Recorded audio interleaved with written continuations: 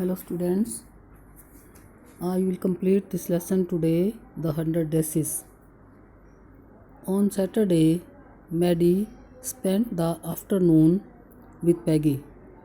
Saturday को जो है मैडी ने अपनी दोपहर किसके साथ बिताई? पैगी के साथ. They were writing a letter to Wanda Petronski. क्या कर रहे थे वो? वांडा पेट्रोंस्की को लेटर लिख रहे थे, पत्र लिख रहे थे. It was just a friendly letter, मतलब ये एक मित्रतापूर्वक पत्र था. Telling about the contest and telling Wanda she had won. बस उन्होंने ये लिखा कॉन्टेस्ट के बारे में, जो भी हमारा ड्राइंग कॉन्टेस्ट हुआ था, और उसके बारे में लिखा कि वांडा उसमें जीत गई, उसने फर्स्ट प्राइज़ लिया है. They told her how pretty her drawings were. अब पत्र में उन्होंने लिखा कि उसकी जो ड्राइंग थी बहुत ही सुंदर थी.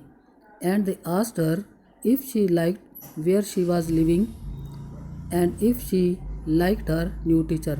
और उन्होंने पूछा, भाई अब तुम जहाँ रह रही हो, क्या तुम्हें वो जगह पसंद है और वहाँ वाली टीचर तुम्हें पसंद है? दे हैड मेंट टू से दे वर सॉरी. मतलब उनका लेटर लिखने का मतलब था कि उन्हें अपने के पर पछतावा है, वो सॉरी है, सॉरी फील कर रहे हैं. जो उसको टीज़ करते थे ना हाउ मैनी ड्रेसेस के लिए, तो उसके लिए सॉरी फील करते हैं. But it ended up with their just writing a friendly letter. लेकिन जब उन्होंने पत्र का एंड किया तो बस एक फ्रेंडली लेटर की तरह था. The kind they would have written to any good friend. मतलब वो वैसा पत्र था जैसा किसी भी हम अच्छे मित्र को लिखते हैं, वैसा ही मित्रतापूर्ण पत्र था. And they signed it with lots of tenths, मतलब एक्सेस फॉर लव. और उन्होंने मतलब प्यार के लिए मतलब नीचे साइन किया, बहुत सारे मतलब एक्सेस लिख लिए और प्यार का साइन बनाया. They mail the letter to Boggins Heights. Mail करना, पत्र डालना. उन्होंने वो जो लेटर था किस एड्रेस पे लिखा? बॉगिंस हाइट पर. Writing please forward on the envelope. और जो लिफाफा था, एनवेलप मीन्स लिफाफा, उस पर लिखा प्लीज़ फॉरवर्ड, भी किस कृपया इसे आगे भेज दो. Days passed and there was no answer. क्योंकि वो तो बॉगिंग साइड से चले गए थे, इसलिए कई दिन बीत जाने के बाद भी कोई जवाब नहीं आया. But the letter did not come back. अब वो उन्होंने लिखा था ना कि यदि नहीं पहुंचता तो वापस दे देना, लेकिन वो लेटर वापस भी उनके पास नहीं आया. So maybe Wanda had received it. तो मैगी और पैडी को लगा शायद वो लेटर वांडा ने रिसीव कर लिया, मीन्स उसको मिल गया है. Perhaps she was so hurt and angry she was not going to answer. वो खुद ही सोच रही थी शायद वो हमारे से इतनी दुखी, हर्ट मीन्स उसको दुख पहुंचा था, और इतनी नाराज़ थी कि वे हमें उसका लेटर का आंसर ही देना नहीं चाहती. यू कुड नॉट ब्लेम हर. तो हम इसके लिए उसे दोषी भी नहीं मानते, ब्लेम नहीं देते, उसको दोष नहीं देते. Weeks went by and still Wanda did not answer. Weeks went by, अब सप्ताह बीत गए, फिर भी वांडा ने जवाब नहीं दिया लेटर का. Peggy had begun to forget the whole business. Whole business is whole matter, पूरा बात. मतलब पैगी तो भूलना भी शुरू हो गई थी, पैगी अब वांडा के बारे में भूलने लगी थी. And Maddie put herself to sleep at night making speeches about Wanda. लेकिन मैडी भी रात को जब सोती थी वो वांडा के बारे में स्पीचेस बनाते बनाते, मतलब सोते सोते सो जाती थी. Defending her from great crowds of girls who were trying to tease her with how many dresses have you got. अब वो क्या करती थी? बस सोचती रहती थी कि वांडा खड़ी है, उसको लड़कियां टीज कर रही हैं हाउ मैनी ड्रेसेस के लिए, और मैं उसको डिफेंड कर रही हूँ. डिफेंडिंग हर, डिफेंड मीन्स बचाव करना. तो वांडा ये रात को सोचती रहती थी, वांडा के उसके मैडी जो है वांडा के बारे में सोचती रहती थी कि कैसे लड़कियां जो उसका मजाक उड़ाती थी, अब वो सोच रही थी कि मैं जो अब वांडा खड़ी है और मैं उसको बचाव कर रही हूँ उसका. Defending her from great crowd of girls, मतलब उन लड़कियों की भीड़ से उसको बचा रही है, मतलब अपनी इमेजिनेशन करती रहती थी. And before Wanda could press her lips together in a little tight line. और इससे पहले कि वांडा जो है टाइट लाइन, मतलब प्रेस हर लिप, प्रेस मीन्स दबाना, मतलब छोटी सी मुस्कान में अपने वो होंठ दबाए.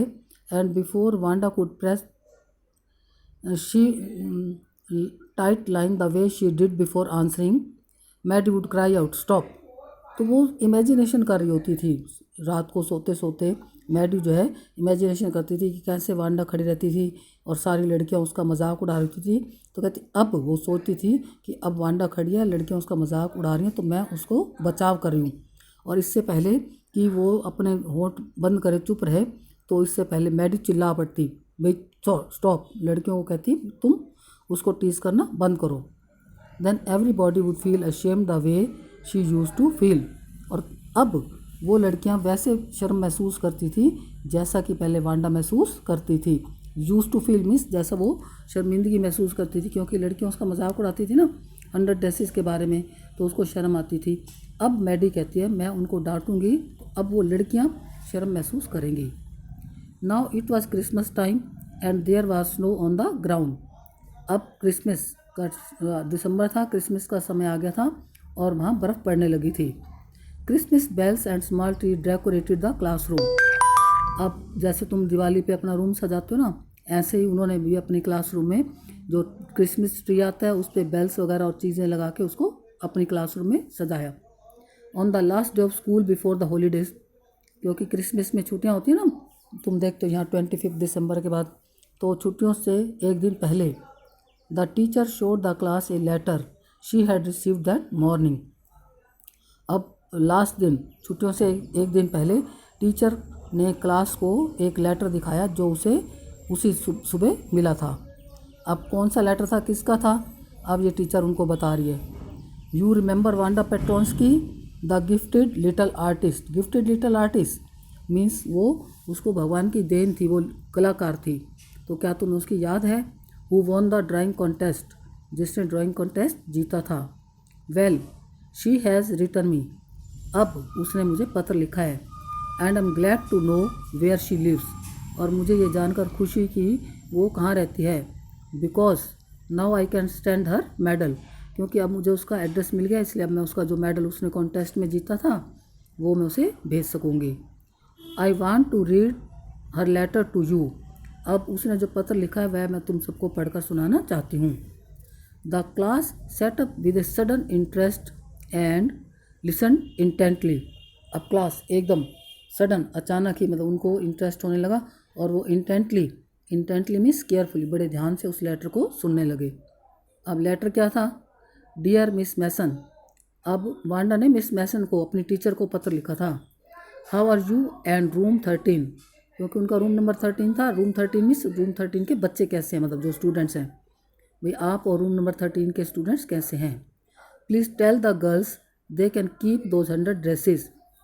प्लीज़ टीचर को कहती है लड़कियों को कहना जो मैंने 100 ड्रेसेस ड्राइंग की थी ना वो लड़कियां रख सकती हैं। Because in my new house I have a 100 new ones, क्योंकि अब मेरा जो नया घर है उसमें मैंने और नई 100 ड्रेसेस तैयार कर लिया, मीन्स ड्राइंग तैयार कर ली है। All lined up in my closet, सब मेरी अलमारी में लाइन से लगी हुई हैं।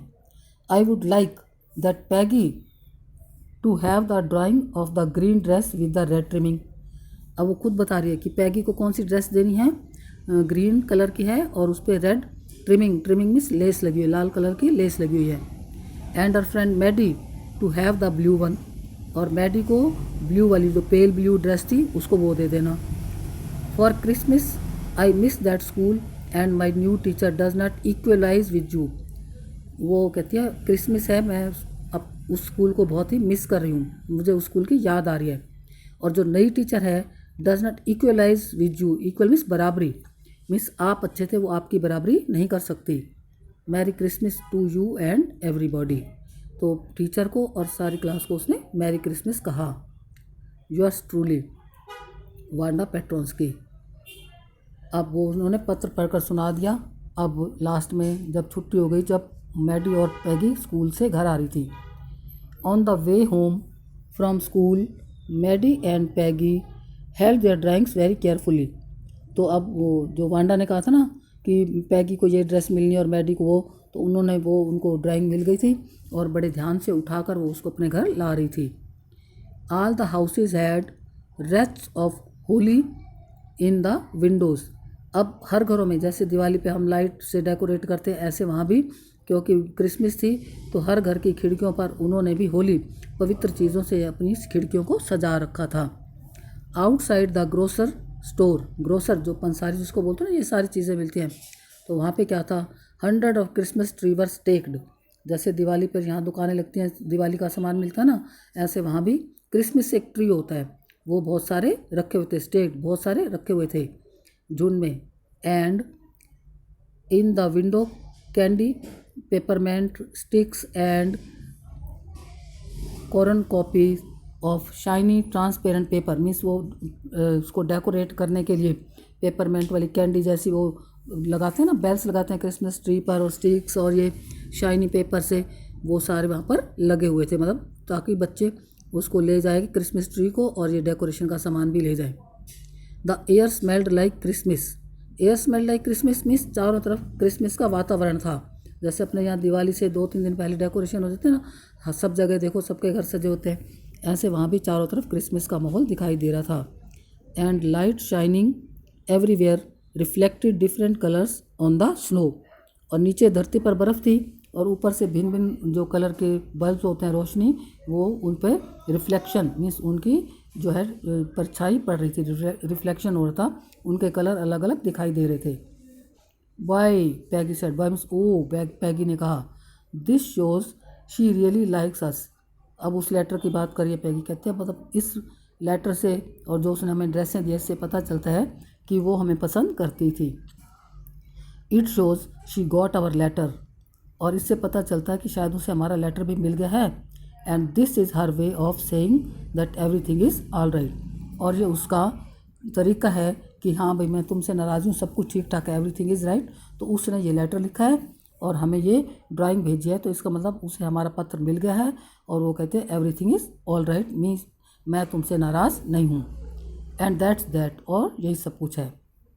आई hope so said Maddie sadly, Maddie कहती हाँ शायद मुझे भी यही उम्मीद है, चलो वो हमारे से नाराज़ नहीं, everything is okay. She felt sad because she knew she would never see the little tight lip polish girl again.